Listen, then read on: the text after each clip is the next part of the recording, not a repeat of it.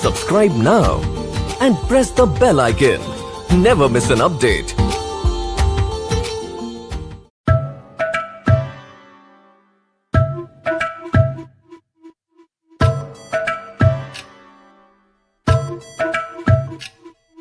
Hello friends, welcome to my channel one day exam गुरु।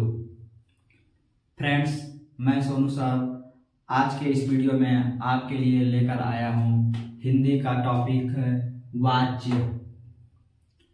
तो दोस्तों, हम लोग इसमें पढ़ेंगे कि वाच्य किसे कहते हैं, यानी वाच्य की परिभाषा पढ़ेंगे। वाच्य किसे कहते हैं, वाच्य के कितने प्रकार होते हैं। तो दोस्तों, आइए हम लोग वीडियो की शुरुआत करते हैं। दोस्तों, वीडियो शुरू करने से पहले आपसे यह रिक्वेस्ट है कि यदि आपने मेरा चैनल सब्सक्राइब नहीं किया है तो प्लीज चैनल को सब्सक्राइब कर लीजिए और वीडियो को भी लाइक कर दीजिए। और हाँ दोस्तों, वीडियो को आप शुरू से अंत तक देखिए, आपको एक बार में ही वाच्य के सभी प्रकार समझ में आ जाएंगे। क्योंकि दोस्तों, मैं पढ़ाता नहीं, मैं समझाता हूँ। मैं आपको एक बार में सब कुछ याद करवाता हूँ, क्लास में ही याद करवा देता हूँ। ठीक है दोस्तों, तो आप लोग हमेशा वीडियो को बिना स्किप किए लास्ट तक देखा करिए। तो आइए हम लोग शुरू करते हैं वाच्य। तो दोस्तों, वाच्य किसे कहते हैं, वाच्य क्या होता है। तो दोस्तों, आपको बता दिया जाए कि हिंदी में वाच्य की परिभाषा होती है कि क्रिया, यानी क्रिया के जिस रूप से यह पता चलता है कि क्रिया का मुख्य संबंध किससे है। यानी क्रिया के जिस रूप से यह पता चलता है कि क्रिया का मुख्य संबंध किससे है, कर्ता से, कर्म से या भाव से, तो उसे क्या कहते हैं, वाच्य कहते हैं। उसे क्या कहेंगे फ्रेंड्स, वाच्य कहते हैं। देखिए, आपको सामने परिभाषा भी दिखाई दे रहा है कि क्रिया के जिस रूप से यह पता चलता है कि क्रिया का मुख्य संबंध कर्ता, कर्म या भाव से है, वाच्य कहलाता है। ठीक है दोस्तों, तो आपको परिभाषा समझ में आ गया होगा कि वाच्य किससे कहते हैं। आइए अब हम लोग समझ लेते हैं कि वाच्य के भेद कितने हैं, यानी वाच्य कितने प्रकार के होते हैं। तो दोस्तों, हिंदी में वाच्य 3 प्रकार के होते हैं। वाच्य 3 प्रकार के होते हैं। कौन कौन से, कर्तृवाच्य, कर्मवाच्य एवं भाववाच्य। कौन कौन से होंगे, कर्तृवाच्य, कर्मवाच्य और भाववाच्य, जो आपके सामने स्क्रीन पर दिखाई दे रहा होगा। ठीक है, कर्तृवाच्य, कर्मवाच्य एवं भाववाच्य, यानी वाच्य के 3 भेद हैं, मुख्यतः 3 भेद हैं। अब आइए हम लोग समझ लेते हैं कि कर्तृवाच्य किसे कहते हैं, कर्मवाच्य किसे कहते हैं और भाववाच्य किसे कहते हैं। हम लोग तीनों को एक साथ समझ लेते हैं। जिस वाक्य में कर्ता की प्रधानता हो, जिस वाक्य में कर्ता की प्रधानता होती है, वह वाक्य क्या होता है, कर्तृवाच्य होता है। वह वाक्य क्या होता है, कर्तृवाच्य होता है। और जिस वाक्य में कर्म की प्रधानता हो, वह वाक्य क्या कहलाता है, कर्मवाच्य। और जिस वाक्य में भाव की प्रधानता हो, वह वाक्य क्या कहलाएगा, भाववाच्य। तो दोस्तों, उम्मीद करते हैं कि आप लोग को कर्तृवाच्य, कर्मवाच्य और भाववाच्य समझ में आ गया होगा। तो दोस्तों, आइए अब हम आगे इन तीनों को, यानी कर्तृवाच्य, कर्मवाच्य और भाववाच्य को उदाहरण के माध्यम से समझ लेते हैं। और उसके बाद हम लोग उसमें अंतर भी समझेंगे कि कर्तृवाच्य से कर्मवाच्य में कैसे परिवर्तन किया जाएगा, कर्तृवाच्य से भाववाच्य में कैसे परिवर्तन किया जाएगा। ठीक है, तो आइए हम लोग उदाहरण के माध्यम से समझ लेते हैं। कर्तृवाच्य, आइए हम लोग एक एक करके सभी उदाहरण को समझ लेते हैं। तो कर्तृवाच्य यानी जिस वाक्य में क्रिया का प्रभाव कर्ता पर पड़ता है, यानी जिस वाक्य की क्रिया कर्ता के लिंग, वचन एवं कार्य के अनुसार लगाई जाती है, तो उसे कर्तृवाच्य कहते हैं। ठीक है, तो क्या हो जाएगा, एग्जाम्पल देख लीजिए। जैसे सोहन केला खाता है, सोहन केला खाता है। तो केला खाने का काम कौन कर रहा है, सोहन। केला खाने का काम कौन कर रहा है, सोहन। क्योंकि सोहन क्या है, पुल्लिंग है, इसलिए क्रिया का प्रभाव कर्ता के अनुसार, यानी क्रिया जो है कर्ता के अनुसार प्रयोग किया गया है। क्योंकि सोहन पुल्लिंग है, इसलिए खाता है। ठीक है, तो क्रिया का प्रयोग कर्ता के अनुसार होगा। ठीक, देखिए नेक्स्ट एग्जांपल है, विजय पुस्तक पढ़ता है। विजय पुस्तक पढ़ता है, तो पुस्तक कौन पढ़ता है? विजय। पुस्तक कौन पढ़ता है? विजय। तो यहाँ भी क्या है? पढ़ता है। क्या? विजय पुस्तक पढ़ता है, यानी कर्ता के अनुसार क्रिया का प्रयोग किया गया है। कर्ता पुल्लिंग है, इसलिए क्रिया भी यहाँ पर पुल्लिंग के अनुसार किया गया है प्रयोग। अगला है, रीमा बाजार जा रही है। रीमा बाजार जा रही है, तो बाजार जाने का काम कौन कर रहा है? रीमा, यानी प्रभाव किस पे पड़ रहा है वाक्य में?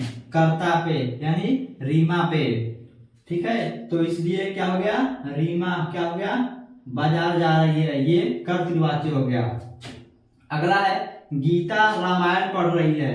गीता रामायण पढ़ रही है, यहाँ कर्ता प्रभाव किस पे पड़ रहा है? गीता पे। ठीक है, यहाँ पर क्या हो गया? गीता पे प्रभाव पड़ रहा है। क्या? गीता रामायण पढ़ रही है। रामायण कौन पढ़ रही है? गीता पढ़ रही है, इसलिए गीता स्त्रीलिंग है, इसलिए यहाँ पर क्या है? पढ़ रही है। क्या? पढ़ रही है लगा है। अब आइए हम लोग कर्मवाच्य के भी उदाहरण समझ लेते हैं। तो कर्मवाच्य में दोस्तों, कर्मवाच्य में आपको प्राय कर्मवाच्य में वाक्य में द्वारा शब्द, क्या? वाक्य में द्वारा,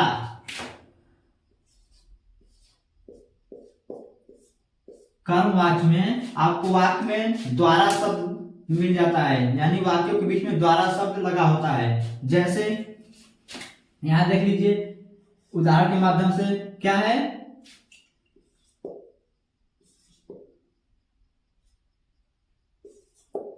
सोहन के द्वारा केला खाया गया। सोहन के द्वारा केला खाया गया, क्योंकि इसमें क्या है? कर्मवाच्य। तो कर्मवाच्य में लिंग, वचन और कारक का प्रयोग हम किसके अनुसार करेंगे? कर्म के अनुसार करेंगे। किसके अनुसार करेंगे? कर्म के अनुसार करेंगे। तो कर्म, इसमें कर्म क्या है? केला, केला, और वाक्य में क्या लगा है? द्वारा। कर्मवाच्य वाले जितने भी वाक्य होंगे उसमें क्या लगा होगा? बीच में द्वारा शब्द आएगा। तो सोहन के द्वारा केला खाया गया। अब लिंग का प्रयोग किसके अनुसार किया गया? अब केला के अनुसार। क्यों? केला यहाँ पर आपका कर्म है, इसलिए केला के अनुसार लिंग का प्रयोग किया गया है। ऊपर कर्तृवाच्य में किसके अनुसार किया गया था? कर्ता के अनुसार लिंग का प्रयोग किया गया था क्रिया में, लेकिन कर्मवाच्य में लिंग का प्रयोग कर्म के अनुसार किया गया है, इसलिए केला, केला के साथ पुल्लिंग का प्रयोग किया गया है। ठीक है, अगला देख लीजिए, विजय द्वारा पुस्तक पढ़ी गई। विजय द्वारा पुस्तक पढ़ी गई, तो पुस्तक किसके द्वारा पढ़ी गई? विजय द्वारा पढ़ी गई। देखिए ऊपर भी था, कर्तृवाच्य में क्या था? विजय पुस्तक पढ़ता है। विजय पुस्तक पढ़ता है, तो यहाँ पर ता है लगी है। क्या है? ता है, यानी पुल्लिंग का प्रयोग हुआ है। क्यों? क्योंकि यहाँ पर कर्ता के अनुसार प्रयोग किया गया है। और यहाँ कर्मवाच्य में क्या है? पढ़ी गई, पुस्तक पढ़ी गई। यहाँ पुस्तक पढ़ता है, यहाँ पुस्तक पढ़ी गई, तो यानी पुस्तक के अनुसार, कर्म के अनुसार लिंग का प्रयोग किया गया है। ठीक है, और वाक्य में आपको द्वारा मिल गया है। ठीक, अगला क्या है? कवियों द्वारा। कवियों द्वारा कविताएं लिखी गई। कवियों द्वारा कविताएं लिखी गई, तो कविताएं किसके द्वारा लिखी गई? कवियों के द्वारा। ठीक है, तो यहाँ क्या? कविता पर प्रभाव पड़ रहा है, यानी कर्म क्या है? कविता, इसलिए कविता के अनुसार लिंग का प्रयोग क्या? गई। ठीक है, लिखी गई। अगला देखिए, गीता द्वारा गाना गाया गया। गाना किसके द्वारा गाया गया? गीता द्वारा, क्योंकि यहाँ पर गीता स्त्रीलिंग है, लेकिन यहाँ पर गई नहीं लिखा गया है। क्यों? क्योंकि ये गाना के अनुसार क्रिया का प्रयोग किया गया है, कर्म के अनुसार क्रिया का प्रयोग किया गया है, इसलिए यहाँ पर गाना गाया गया। ठीक, उम्मीद करते हैं आप लोग को उदाहरण के माध्यम से अंतर समझ में आ रहा होगा कि कर्तृवाच्य और कर्मवाच्य में क्या अंतर है। ठीक है, अब आइए भाववाच्य को भी समझ लेते हैं। तो भाववाच्य में क्या है? आपको भाव मिलेगा, भाव की प्रधानता होती है। इसमें भाव को समझा देता है कि उनसे क्या नहीं हो पाता है, क्या हो पाता है। ठीक है, तो भाववाच्य में आपको अक्सर क्या नहीं देखने को मिल जाता है? क्या नहीं? नहीं शब्द, यानी भाववाचक में आपको प्रायः नहीं शब्द देखने को मिलता है। ठीक है, तो मुझसे उठा नहीं जाता, मुझसे उठा नहीं जाता, यानी ये क्या हो गया, भाववाच्य। राम से दौड़ा नहीं जाता, राम से दौड़ा नहीं जाता, क्या हो गया, ये भाववाच्य, क्योंकि इसमें भाव की प्रधानता है कि उससे दौड़ा नहीं जाता, उससे दौड़ा नहीं जाता। तीसरा क्या है, तीसरा उदाहरण क्या है, उससे धूप में चला नहीं जाता, उससे धूप में चला नहीं जाता, यानी उसके द्वारा उससे धूप में चला नहीं जाता। तो आपको उम्मीद करता है कि कर्तवाच, कर्मवाच और भाववाच यदि आपसे परीक्षाओं में पूछा जाए और आपको पहचानना हो तो आप उम्मीद करते हैं कि आप प्रश्न को देखते ही वाच्य को पहचान लेंगे कि कौन सा वाच्य प्रश्न में प्रयोग किया गया है। तो दोस्तों, आपसे उम्मीद करते हैं कि आपको ये वीडियो समझ में आ गया होगा और आपसे अनुरोध है कि आप इस वीडियो को पुनः एक बार देख लीजिएगा। ठीक है, हम उम्मीद करते हैं कि आपको एक बार में तो याद हो ही गया होगा, सब कुछ पता चल गया होगा, लेकिन एक बार और देख लेंगे तो और अच्छे से कंठस्थ हो जाएगा।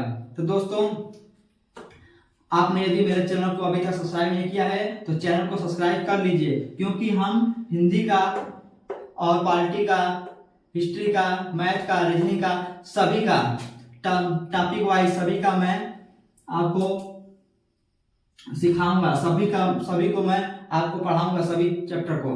ठीक है, तो आप हमसे जुड़े रहिए, शुरू से लेकर अंत तक हमसे जुड़े रहिए। ठीक है, तो आज का सेशन हम यहीं पर समाप्त करते हैं। धन्यवाद।